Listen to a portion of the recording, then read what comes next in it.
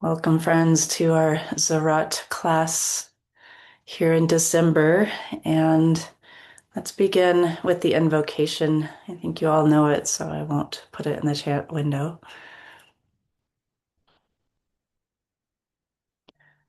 Towards the One, the perfection of love, harmony, and beauty, the only being, united with all the illuminated souls who form the embodiment of the Master, the spirit of guidance. Amen. And this morning, I just want to begin by sharing a little bit of the background of Ziraat and why we're here. And so, just a brief introduction. I know many of you have been practicing Ziraat for a long time, but sometimes it's nice to just get a little introduction. So, one of the Sufi thoughts of Hazrat Inayat Khan is there is one holy book, the sacred manuscript of nature, the only scripture that can enlighten the reader. And Inayat Khan brought this beautiful activity and ray towards the end of his life in 1926.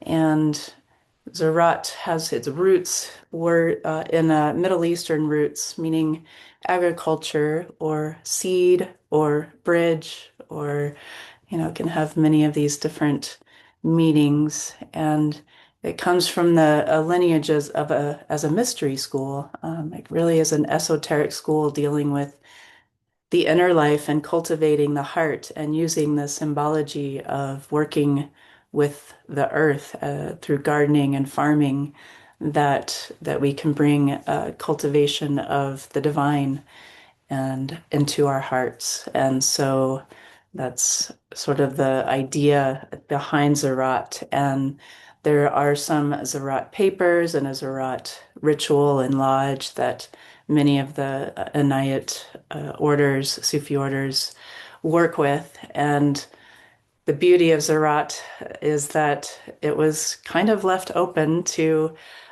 sprout into lots of different directions of attuning to nature and attuning to the work of the gardener and the farmer. And so in my Ziraat classes, try to do an exploration of some of the root things that Anayat Khan brought us in this ray, and also expanding that to explore how we can really attune to nature in so many different ways. And I always like to begin with an attunement to the elements. In the Ziraat Lodge, it's called the salutation to the elements, and that's how we open the lodge, how we open this sacred space that we're moving into right now.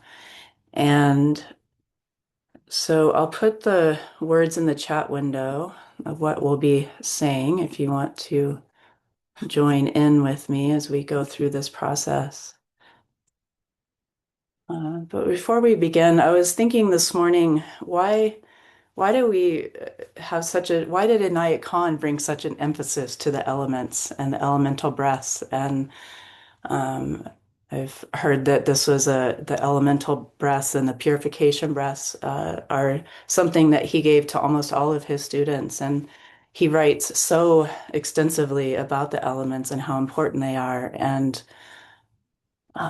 so yeah, as I was exploring this thought this morning, it just came to me that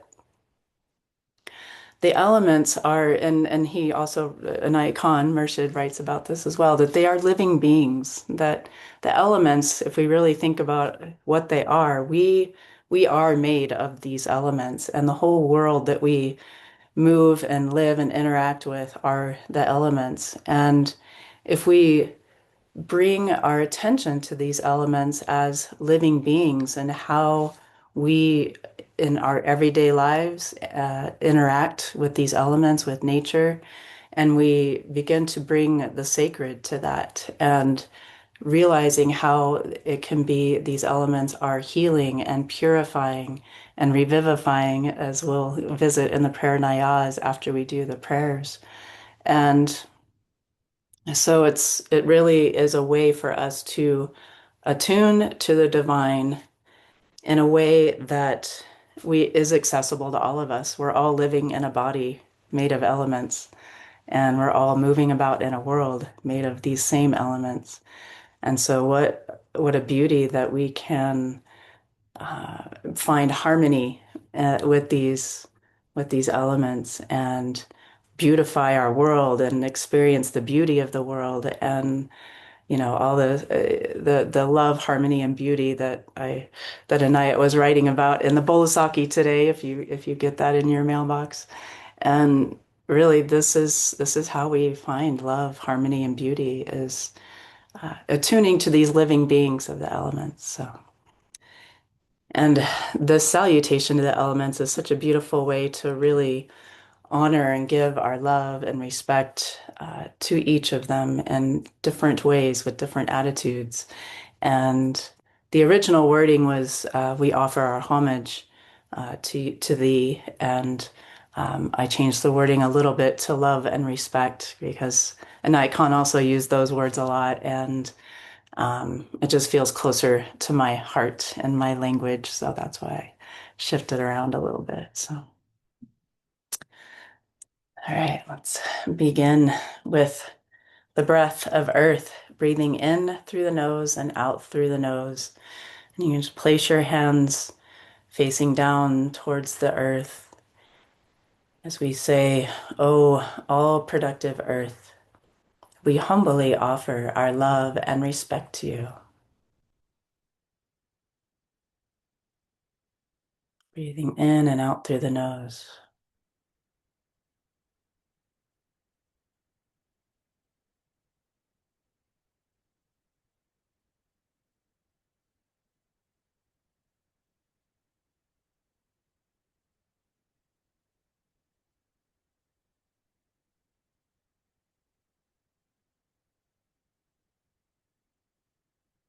And for water, we breathe in through the nose and out through the mouth and just kind of let your hands drip down, feeling the water running down with that downward energy of the water and saying together, "Oh, all purifying water, we willingly offer our love and respect to you."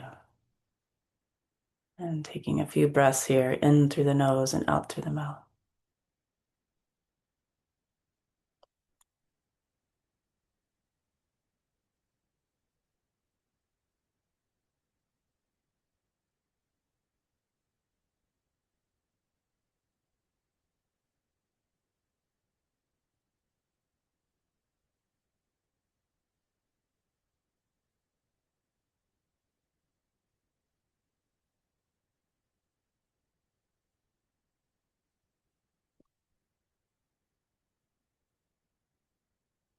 And for fire, we have the hands going up as a flame in front of our hearts, and that upward motion of the fire, and doing a breath of fire is breathing in through the mouth and out through the nose. And we'll say together, "Oh, all-consuming fire, we wholeheartedly offer our love and respect to you." Breathing in through the mouth and out through the nose.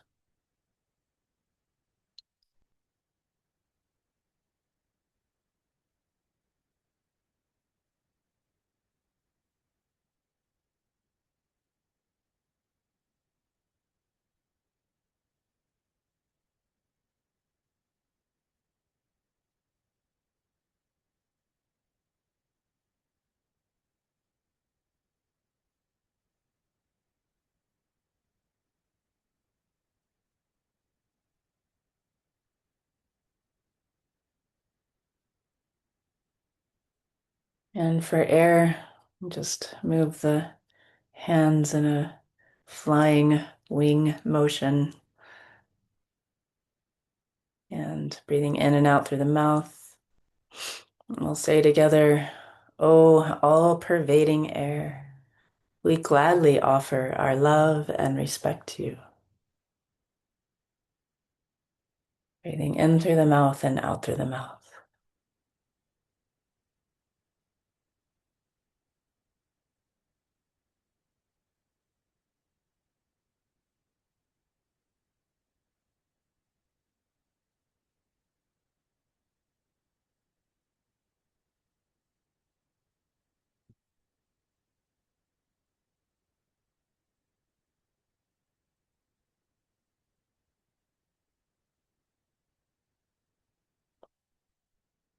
And for ether, we just fold our arms over our hearts. It's a very refined breath. And we'll say together, O ether, essence of all, we passively offer our love and respect to you.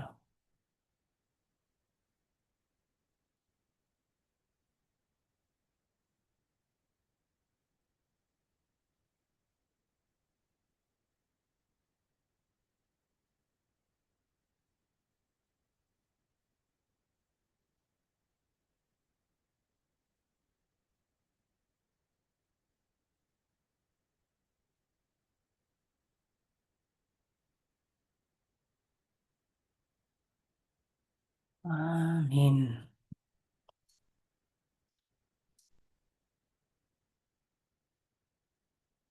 And I forgot to put the nayas on my notes, but I would love to say that prayer, especially since I mentioned it, and it's such a great uh, closing to this attunement to these elements and the way that these living beings can work and move in our lives. So if you know it, please join me. I think most of you do.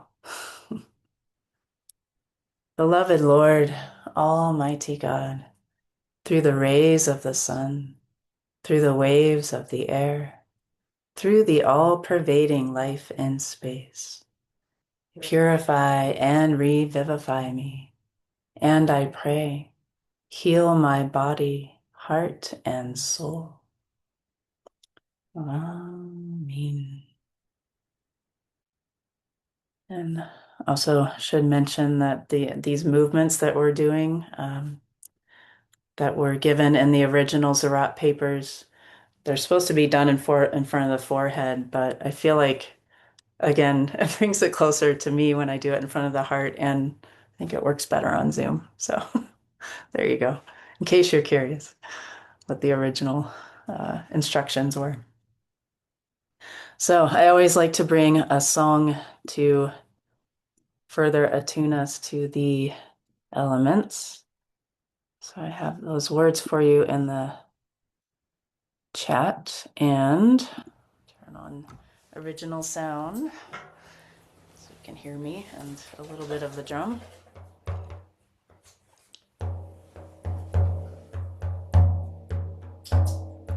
Air moves us, fire transforms us, water shapes us, earth heals us.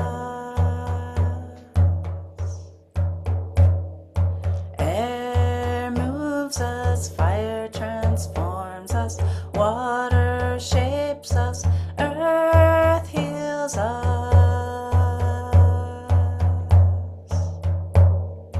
Air moves us, fire transforms us, water shapes us, earth heals us.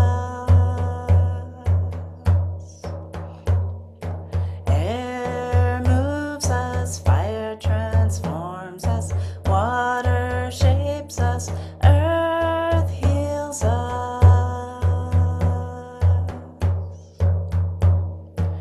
Air moves us, fire transforms us, water shapes us, earth heals us.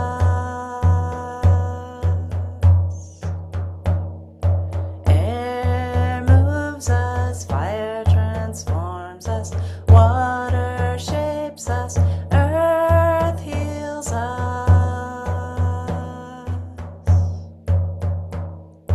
Air moves us, fire transforms us, water shapes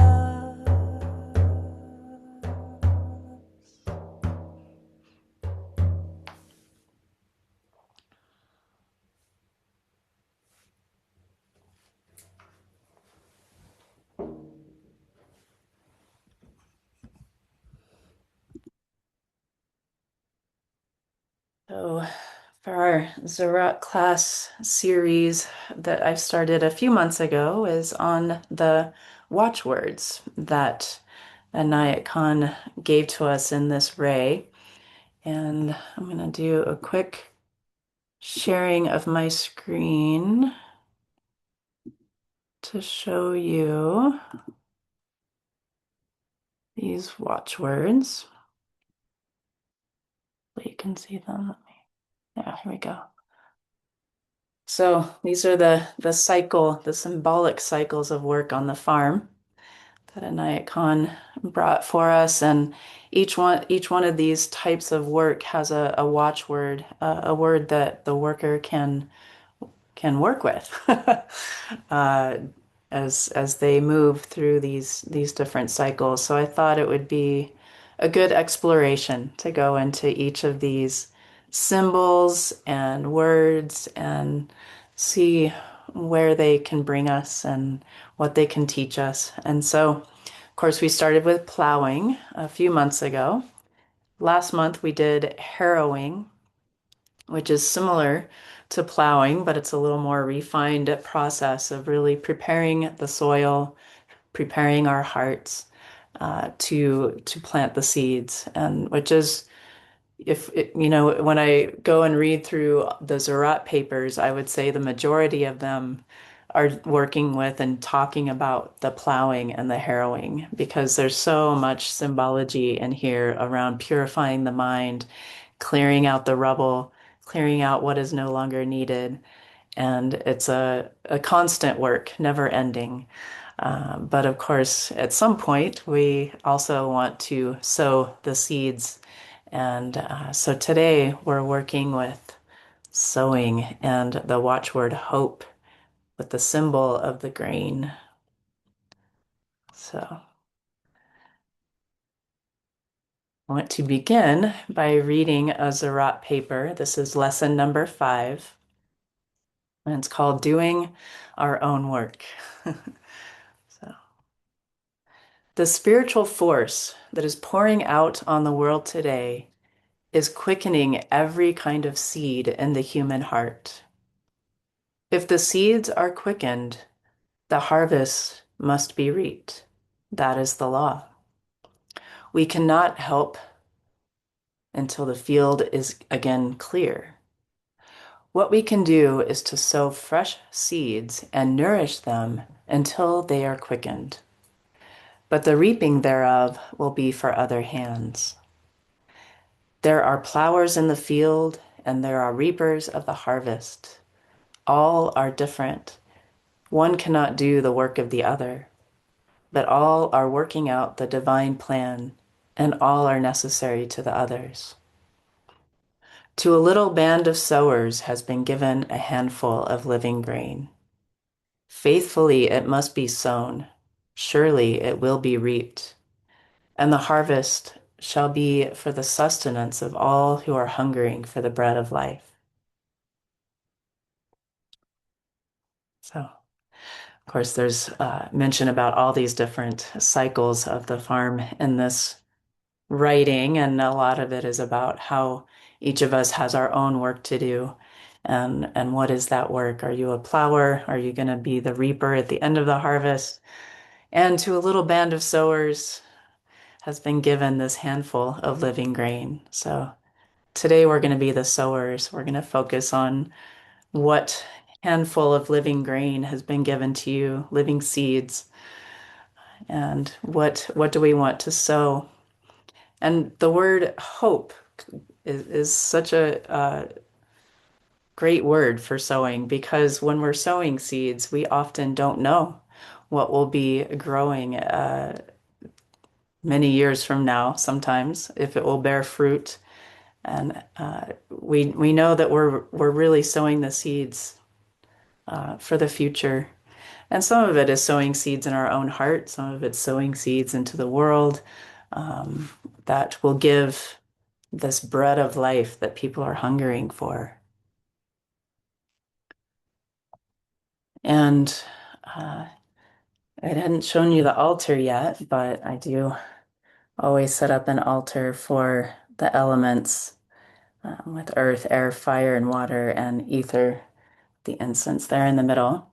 The reason why I remembered that and mention it is because for earth today, I have this chestnut seed or chestnut, but it is a seed.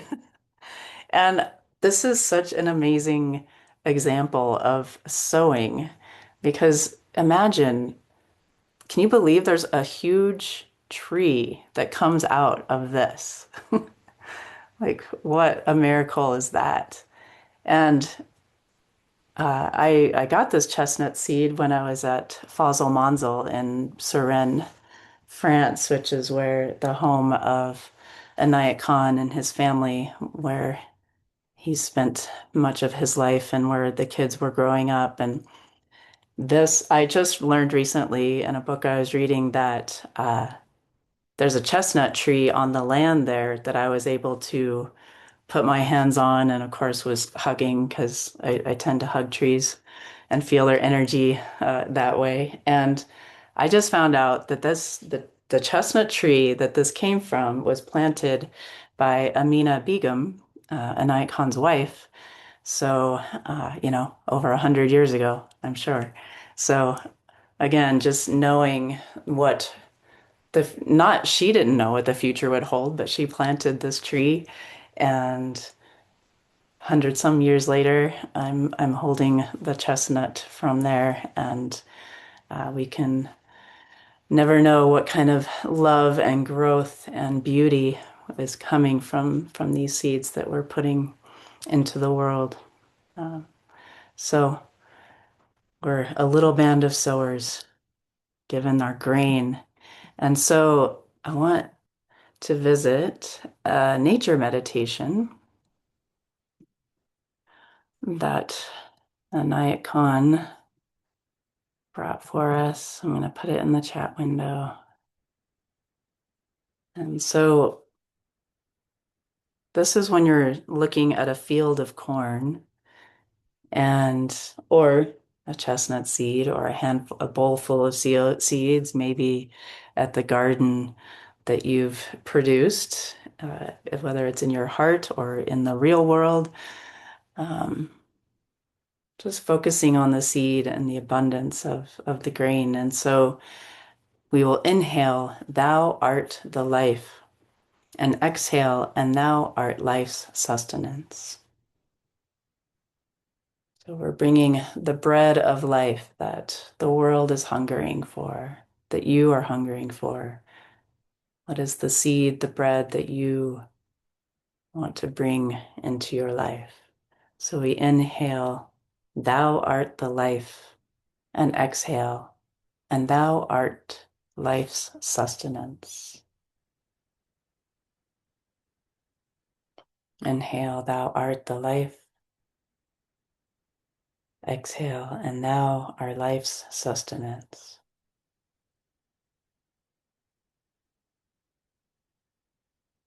Inhale, thou art the life.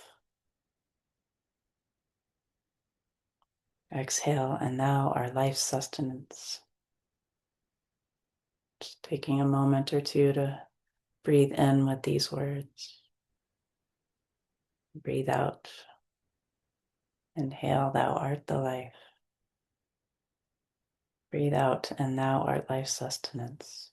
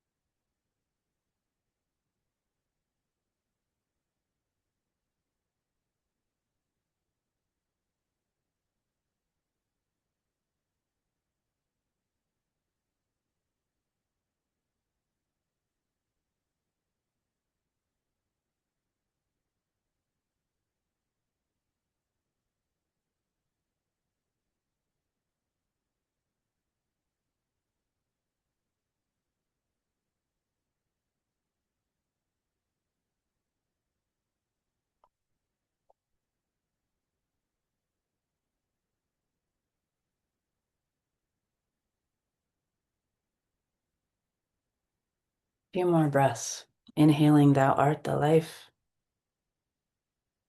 Exhaling, and thou art life's sustenance.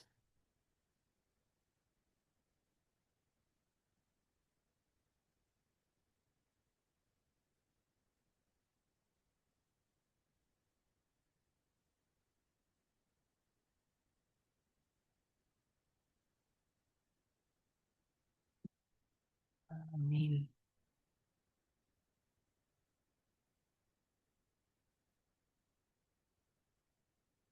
So, planting seeds, sowing the seeds requires hope, faith that one day it will grow into a plant, into a tree that will bear fruit.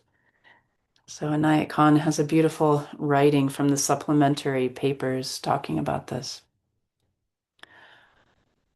Would you believe, if I may say so, that the effect of certain practices comes even after 10 years or 12 years? A person without patience might think, I did not have immediate results after 2 or 3 months. But he may not think so. If they are seeds which are sown in the ground, they take root and a plant comes.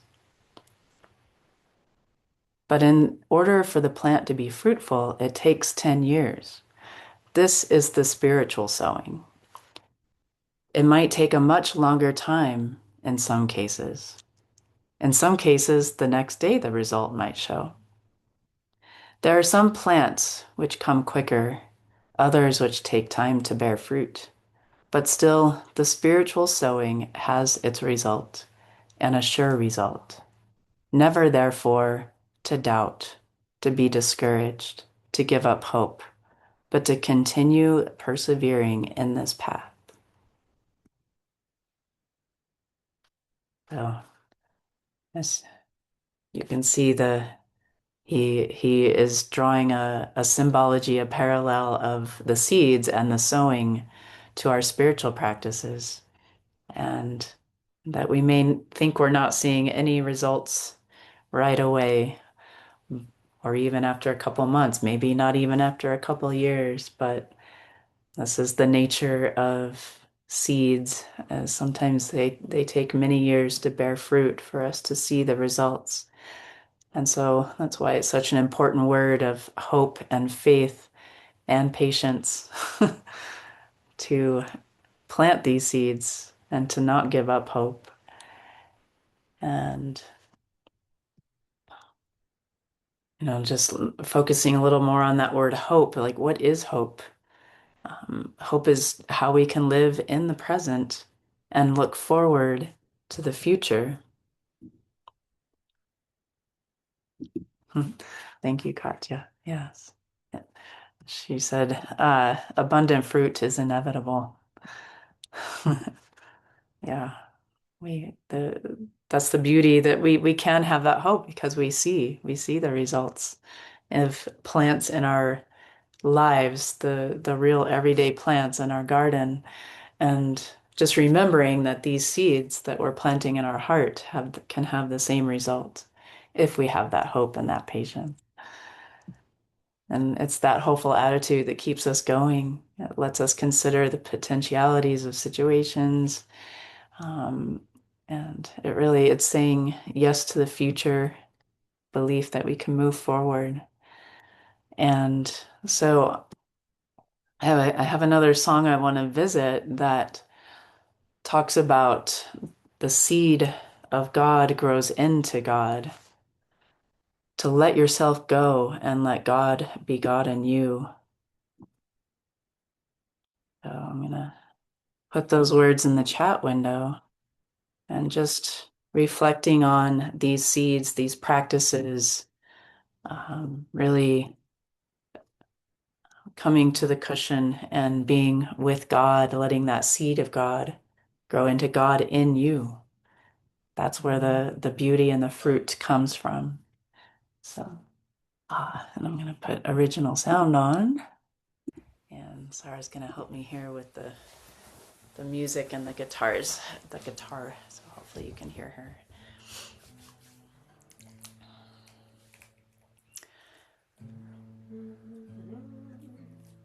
A seed of God grows into God. Let yourself go. Let God be God in you. Let yourself go. Let God be God in you. A seed of God grows into God. Let yourself go. Let God be God in you. Let yourself go. Let God be God in you. Seed of God grows into God. Let yourself go. Let God be God in you. Let yourself go. Let God be God in you. A seed of God grows into God. Let yourself go. Let God be God in you. Let yourself go. Let God be God in you. A seed of God grows into God.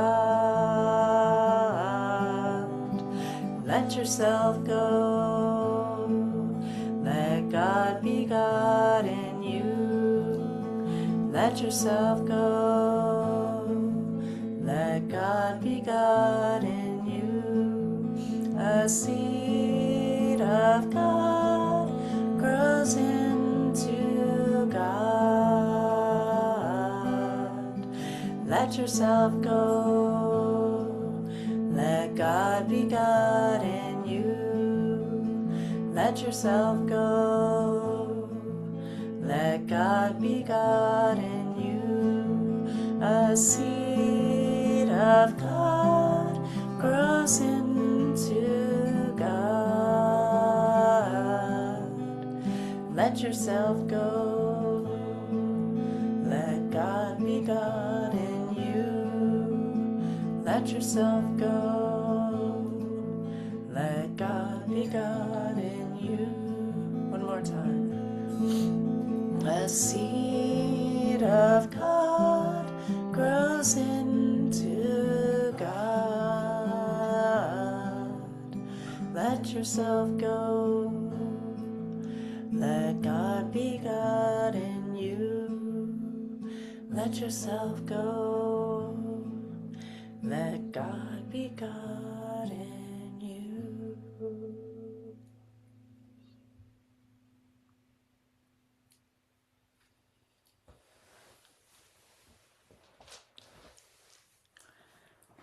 And I wanted to also visit a wazifa practice of patience, of Ya Sabur, Ya Sabur. I'll put that in chat window in case you want to see it. Ya Sabur is that patience, that hope, that waiting for the seed to grow. So I think this is an important aspect to planting the seeds, the practices, whatever seed you want to plant into the world, into your heart. Let's bring patience to it, which also has a sense of hope, the Ya Sabur. Ya Sabur, Ya Sabur, Ya Sabur, Ya Sabur, Ya Sabur, Ya Sabur, Ya Sabur, Ya Sabur, Ya Sabur, Ya Sabur, Ya Sabur,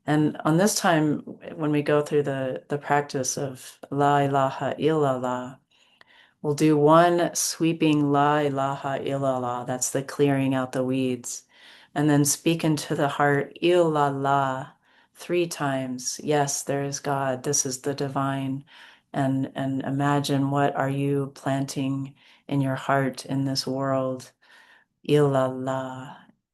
So let's visit that practice a few times. La ilaha illallah, illallah, illallah.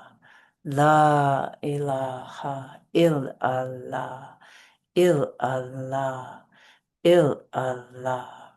La ilaha illallah, illallah, illallah. La ilaha illallah, illallah, illallah. La ilaha illallah, illallah, illallah. Stay on this. Illallah, illallah, illallah, illallah, illallah, illallah, illallah, illallah. 3 more times. Illallah, illallah, illallah.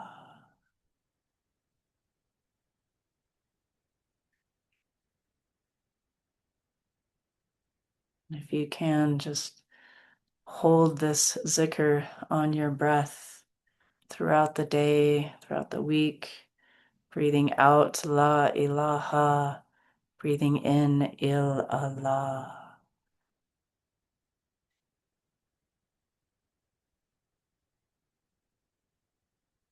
What are you sowing?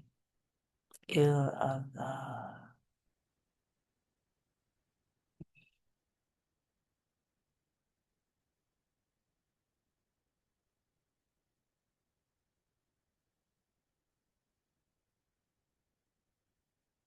Close the lodge again with these salutations to the elements. Spend just about 1 breath on each element on our closing. So, O all productive earth, we humbly offer our love and respect to you. O all purifying water, we willingly offer our love and respect to you. O all consuming fire, we wholeheartedly offer our love and respect to you. O all pervading air, we gladly offer our love and respect to you. O ether essence of all, we passively offer our love and respect to you.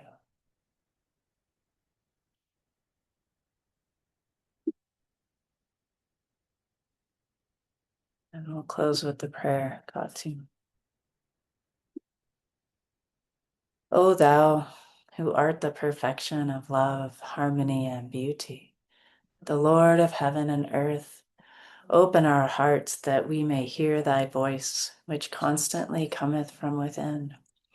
Disclose to us thy divine light, which is hidden in our souls, that we may know and understand life better.